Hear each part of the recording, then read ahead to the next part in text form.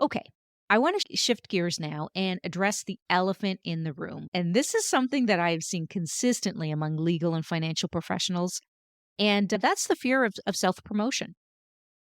And this fear can have a significant impact on your practice, hindering your ability to effectively market your services and really build stronger client relationships. I'm Sylvie Garibaldi, founder and CEO of a well established marketing training and done for you services company tailored specifically for the modern legal and financial professional worldwide. While it's taken some trial and error to figure out which methods get the best results for professionals who are looking to grow their practices, fast forward to today, my team and I have nailed down and perfected a process that has helped so many of our clients consistently achieve outstanding results and create a legacy for their practices. I created the Serve First, Sell Later marketing podcast to give you simple, actionable, non salesy, and results driven marketing to grow your legal or financial practice like so many of our clients have. If you're a lawyer, mediator, financial, or divorce professional who is looking to become highly visible and wants to create a practice that makes an impact, then you're in the right place. Let's dive in. Hello, and welcome to episode number 1 of the Serve First, Sell Later marketing podcast, designed specifically for legal and financial professionals who are looking to enhance their visibility and consistently grow their practice. I'm your host, Sylvie Garibaldi, and I'm thrilled to have you join us today. So, this podcast was born out of a clear need that I had identified while working with numerous professionals in both the legal and financial sectors over many years. And what I noticed is that many of you are not as visible as you could be, both online and in person. And I'm really passionate about helping bridge this important gap. So being visible isn't just about self-promotion. It's about ensuring that those who can benefit from your skills and knowledge can easily find you. And so as the saying goes, if you're not visible as a professional, you can't be found. And if you can't be found, you can't help those people or businesses that are in most need of your services. So, in my experience, I've found that there's a lot of confusion about how to start marketing your practice. It can feel so overwhelming as there's so many strategies out there, and I understand that. So that's why I'm here to help demystify the process and really provide actionable strategies that you can implement into your practice and really give you the ones that we know that works because either we've used them and so have our clients. I've really observed that many professionals are uncomfortable with marketing themselves. So it's not uncommon to hear phrases like, oh, I hate marketing or I don't want to feel salesy. And I get that. And that's why I'm going to discuss ways to help you market yourself and your services so that it feels authentic and genuine. So, this podcast will provide you with both tried and tested marketing that high earning legal and financial professionals use today in their practices. And so, I'm going to share simple and actionable strategies on how to build visibility, how to attract your ideal target market, how to build your thought leadership, how to get noticed, and how to create a profitable practice that can provide you with the financial and time freedom that you so deserve.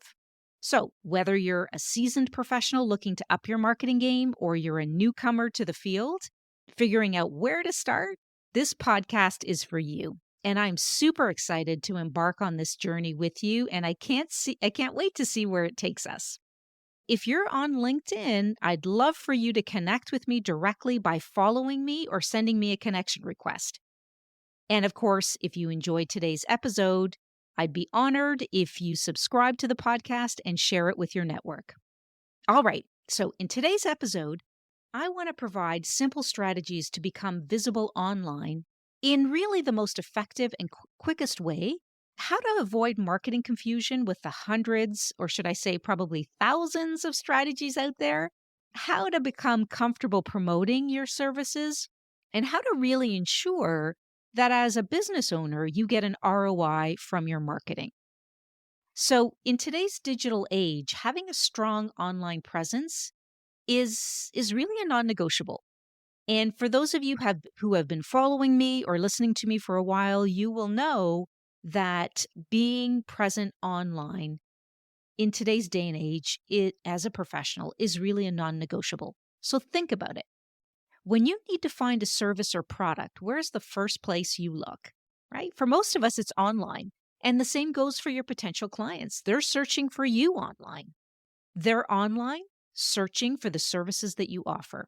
So if you're not visible online, you're missing out on a huge opportunity to connect with these potential clients and grow your practice. Now, when we talk about online visibility, I'm not just talking about having a website. Yes, a professional website is important for your online presence, but it's just one piece of the puzzle. And so your website is like your online office, and it's where potential clients can learn more about you, your services, how you can help them. But just like your physical office, if no one knows it's there, no one's going to visit. So that's where online marketing comes in. Online marketing is all about increasing your visibility. It's about making sure that when potential clients are searching for your services, they will actually find you. Okay, I hope that's resonating with you. So, there are several ways to increase your online visibility. So, one of the ones that we like to talk about is, and is probably a no-brainer, is social media. And it is a powerful tool for increasing your online visibility. So, platforms like LinkedIn, Facebook, Instagram, and so many others, they really allow you to connect with potential clients. It allows you to share valuable content and establish yourself as an expert or a thought leader in your space. And the best part, it's free to use. So, online networking platforms like professional associations and online forums, they're also a great way to increase your visibility. And so, you know which of these online or in person professional associations and online forums that pertain to you. And so, these platforms allow you to connect with other professionals in your field, share some insights, and learn from each other. Plus, they offer, directories where potential clients can find you. So that's super important.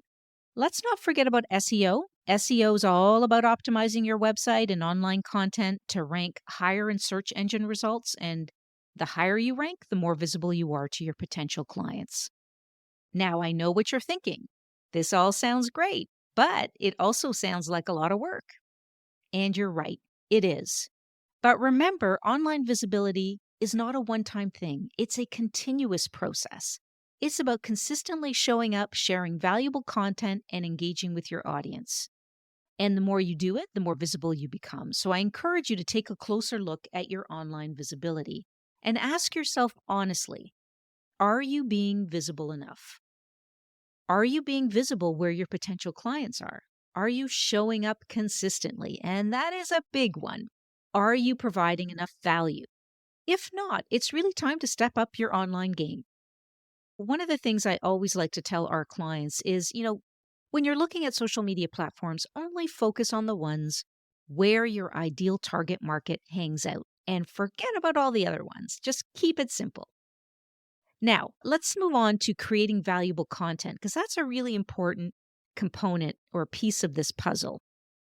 So, firstly, valuable content is not just about sharing information or any kind of information, because the reality is you can Google search anything and find all kinds of information, and your clients, your potential clients can too. So, where we make the difference here, or where I want to make a distinguishing opportunity is that it's all about understanding your audience's needs and providing solutions to their problems. It's about engaging them, educating them, and ultimately building a relationship with them. So, how do you create content that provides value? That's a really important question we get asked a lot.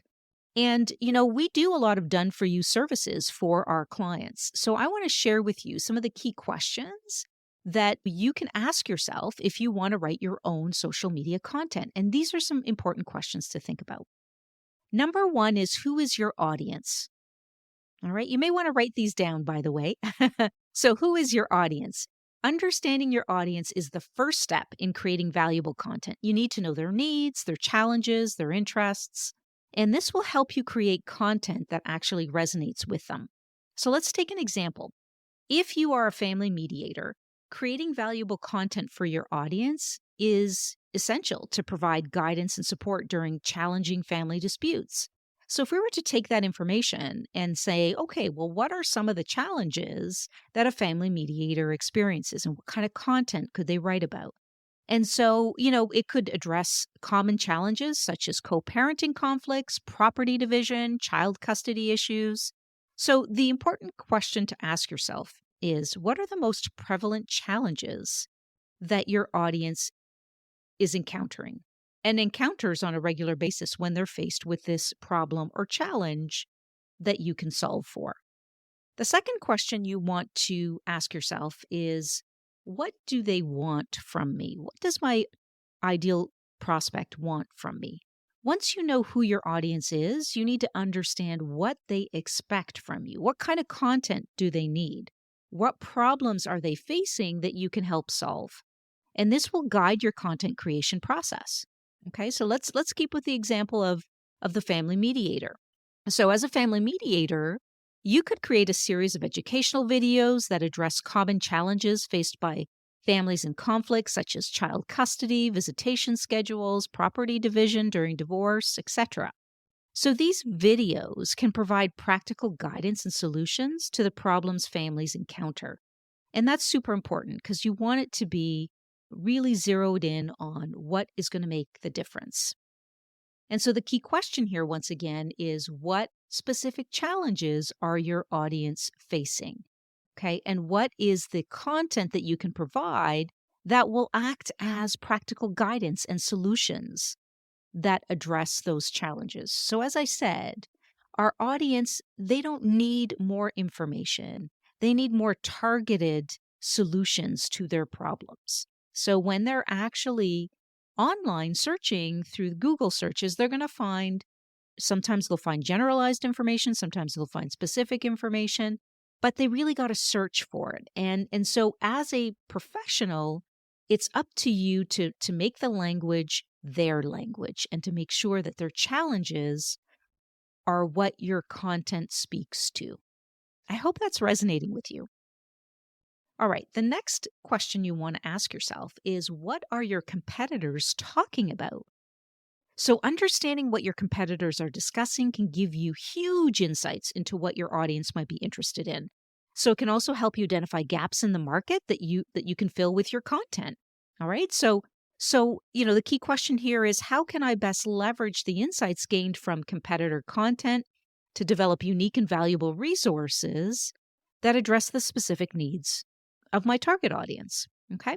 And you can do this by, once again sharing practical techniques, sharing real life case studies, offering guidance on the emotional aspects of the profession that you're in.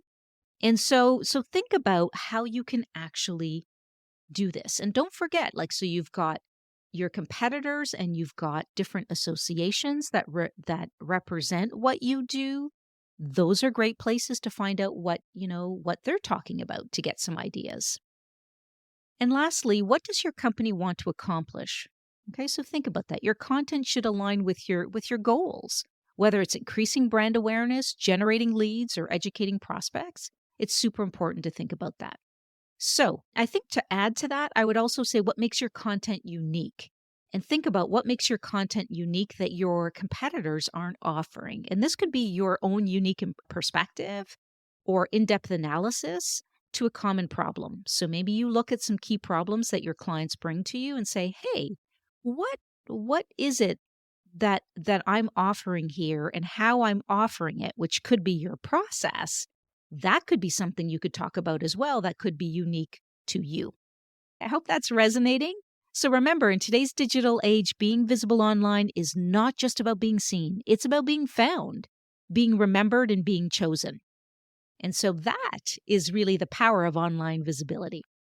And just remember, creating valuable content is not a one-time task. It's an ongoing process that requires constant valuation and adjustment. So keep asking these questions, keep learning about your audience, and keep striving to provide them with the value that they seek. Another key area I want to talk about is really that it's completely normal to feel overwhelmed, especially when there's so many strategies and tactics out there for marketing and making it hard to know where to start. But remember, every expert was once a beginner. And so the key here is to commit to a specific strategy, take on challenges head on, and learn from those experiences. And over time, you're going to find what works best for you and for your practice. So let's explore how to simplify marketing to break it down into manageable chunks, focusing on one strategy at a time. And here are some simple tips to streamline your marketing efforts. The first thing is you need to really prioritize what's important. Start by prioritizing that and forget about the rest, at least for now. Okay. So, one quick tip on how to do this is to create a digital marketing calendar to organize your efforts and keeping it really, really simple. So start with social media marketing. That's an easy place to start. Focus on the efforts that you're going to put into your social media and really ensure that you have social media profiles that have consistent information. And that's going to be important along with posting consistently and on a regular basis. So you want to create a regular presence here. And the key takeaway is if you're not posting consistently, whether it's a content post, whether it's a video, whether it's your podcast, whatever it may be, consistency is key. And if there is no consistency, then it's going to be really hard to build momentum. So that's a real big takeaway. The other thing to look at when you're breaking this down to make it simple as possible is when you're looking at your social media or you're, going to be delivering a talk to a group to an audience that's part of your ideal target market. When you're creating content, when you're creating presentations, focus on writing to the point. Start with a clear headline, hook your audience in with the benefit, and focus on the solution that you offer. And what's really key here is avoid any industry jargon. Convey your message in plain and simple language and make it impactful. I always say that if, someone talks about a topic and I'm really struggling to understand, I always ask myself, what could the speaker have done to put it in more simpler terms? Because if I'm not understanding it, chances are many others aren't understanding it as well. So keep that in mind. So really by focusing on these tips and breaking down your marketing efforts into manageable chunks, you can simplify your approach and really create content that resonates with your audience while aligning with your business goals. So marketing is really about connecting with your potential clients and understanding their needs. Keeping it really simple is what I like to say. Okay, I want to shift gears now and address the elephant in the room. And this is something that I've seen consistently among legal and financial professionals, and that's the fear of self-promotion. And this fear can have a significant impact on your practice, hindering your ability to effectively market your services and really build stronger client relationships. And this can show up in a myriad of ways. For example, if you feel really uncomfortable when having to post on social media or maybe recording a video, perhaps it's delivering a talk or a webinar to an audience, maybe it's asking for referrals. Whatever it may be in this regard, there is a good chance that you fear self-promotion. And that's quite normal. But what's not normal is when you continue to feel this fear consistently throughout the years of your practice. That's when it can cause havoc. And that's why I want to address this. So overcoming this fear is really critical to your success. And if it's not dealt with, as I mentioned, it'll stagnate. It can keep you stuck. It can do all kinds of things to the outcome or the longevity of your practice. So I want to talk about how do you overcome the fear of self-promotion and what's the best way to do that. So here are some key tips to think about this. The very first one is to shift your focus. So what do I mean by that? Instead of focusing on selling your service, shift your focus to how your service can genuinely help people or businesses who need it. So by emphasizing the value you provide and how it can benefit others, you create a space of empathy where potential clients feel seen and cared for. So this is really not about talking about yourself, talking about your achievements. This is about talking about what you believe in and how you can help others. This is about being the authentic you. So be bold enough to be passionate about what you believe in, and don't be afraid to share a little vulnerability. And I always say if people can't hear from you, see from you, or learn from you, then they can never buy from you. Another quick tip here is providing valuable content. So, focusing on creating valuable and relevant content for your target audience by offering them what they want, you actually shift from selling to serving your clients. And so, this approach can help you feel more at ease with being visible and promoting your work. Another great way to address this is to focus on your why. Focus on your why. So revisit your mission and the reasons behind your work. Remind yourself of the problems that you aim to solve and the community that you're passionate about reaching. And so keeping your purpose in mind can help you feel more confident and motivated to be visible. Here's a great exercise that I always encourage our clients to do, and that is to go back to some client cases and think about which were the ones that you had some really great outcomes for. How did you serve them? How did it feel when the outcome was exactly or more than what they anticipated? So think about that. Write these client success stories out, revisit them. Use this as your anchor to believe in your service and to really shine light on the work that you do because it's helping people or businesses in a way that they were unable to solve before they met you. Okay, so super, super important. Another great tip here is to enlist, supporters or referral partners. So really look at individuals who believe in your work and can advocate for you. So these are supporters and referral partners. What they can do is they can actually help amplify your message and expand your reach. So please don't forget about them. Building a relationship with them is super important and can make self-promotion feel less daunting and more collaborative. So if you're working with referral partners, you're really starting to exercise that muscle of self-promotion by them agreeing to promote your work. And so, you're feeling good about being able to really get out there and share your message with the world. And, recognize that most people won't judge you as harshly as you might think. Overanalyzing and fearing judgment can hold you back. And remember that people are generally not dwelling on your self promotion as much as you might think. They're not really focused on you. They're focused on how you can help them overcome their biggest problems. All right. So here's an important question I want to ask you. Are you investing in marketing for your professional practice? Marketing is really a long-term investment that can yield significant returns. And with all the technology and resources available, you can really see how your marketing spend is performing. So that it's not like a pie in the sky guess, is my marketing working or not? So your marketing budget, and I want to touch on this for a moment because some of you may believe that it's hard to tell if you're getting an ROI or a return on investment on your marketing efforts. And so your marketing budget should always include initiatives that you've had success with, right? A portion of your budget should always focus on that. So here's a tip. Set aside funding for proven strategies and allocate a portion for testing new approaches, right? The testing of new approaches, that's where, it might be a little dicey. Is it going to work or not? So for example, you might decide to invest in ads to see how they could perform for you. So by setting aside a portion of your budget for testing, you can identify the most effective marketing channels and optimize your spending, for a maximum ROI. So knowing your sales cycles will help you anticipate strategies that you need to invest in, which will help you budget for your marketing plan really wisely.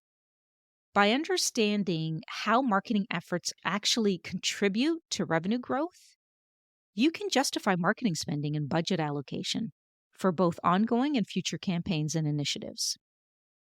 So the key point here is with return on marketing investment, you can measure how well your marketing channels pay off and guide your strategies to maximize your ROI.